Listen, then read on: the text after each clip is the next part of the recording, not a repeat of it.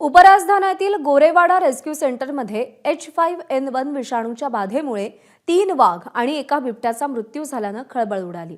यानंतर आता संपूर्ण गोरेवाडा रेस्क्यू सेंटर प्रतिबंधित क्षेत्र म्हणून घोषित केलंय। आजपासून राज्यातील प्राणी संग्रहालय काही काळासाठी बंद ठेवण्यात येण्याची शक्यता आहे।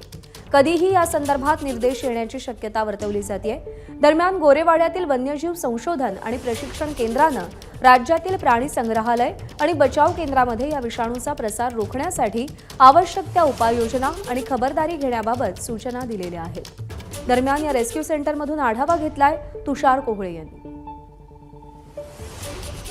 नागपूरच्या गोरेवाडा रेस्क्यू सेंटरमध्ये H5N1 या बर्ड फ्लूच्या व्हायरसमुळे 3 वाघांचा आणि एका बिबट्यांचा मृत्यू झाला। त्यामुळे या संपूर्ण परिसराला प्रतिबंधित क्षेत्र म्हणून घोषित करण्यात आलेला आहे। जर का तुम्ही बघितलं तर आतमध्ये कोणालाही जाण्यास पूर्णतः प्रतिबंध आहे।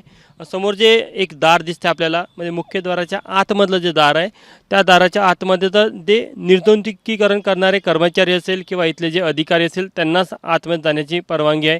या व्यतिरिक्त कोणालाही ते आतमध्ये सोडलं जात नाही। संपूर्ण परिसर हा प्रतिबंधित क्षेत्र म्हणून घोषित करण्यात आलेला आहे। भोपाळच्या प्रयोगशाळेमध्ये जो अहवाल आला त्यानुसार या वाघांचा आणि बिबट्यांचा जो मृत्यू झाला तो बर्ड फ्लूमुळे झालेला आहे। त्यामुळे देशातली ही पहिली घटना असावी असा देखील एक अंदाज व्यक्त केला जात आहे।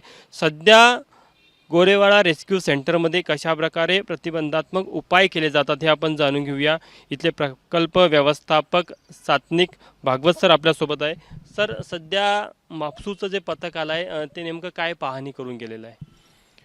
आमच्याकडे आता बाकीचे जे प्राणी आहेत तर त्यांच्या आरोग्याविषयी आम्हाला रोज पाहणी करून अहवाल सादर करावा लागतो।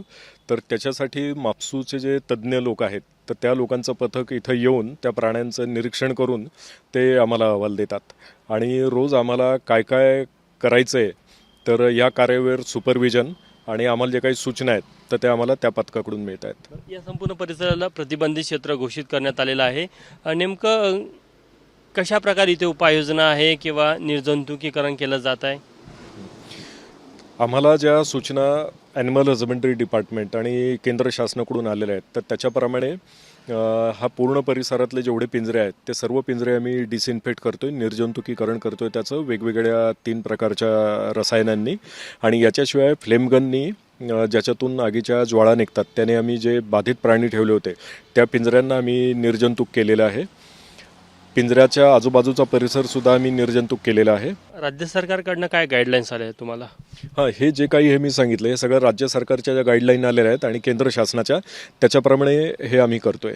हे म्हणजे तिकडं पिंजऱ्याकडं अनावश्यक व्यक्ती जाणार नाहीत आणि हे जे डिसइन्फेक्शन कोणत्या प्रकारे करायचे या सगळ्या गाईडलाईन आम्हाला त्यांच्याकडनं आलेल्या आहेत। सध्याच्या परिस्थितीमध्ये कोणत्याही वाघाला किंवा बिबट्याला तशा प्रकारचे लक्षणं आढळत नाही, मात्र संपूर्णतः त्यांच्यावर लक्ष ठेवून संपूर्ण परिस्थितीवर बारकाईने त्याचं मॉनिटरिंग केलं जात आहे।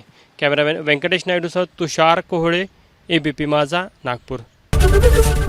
ABP माझा, उघडा डोळे बघा नीट।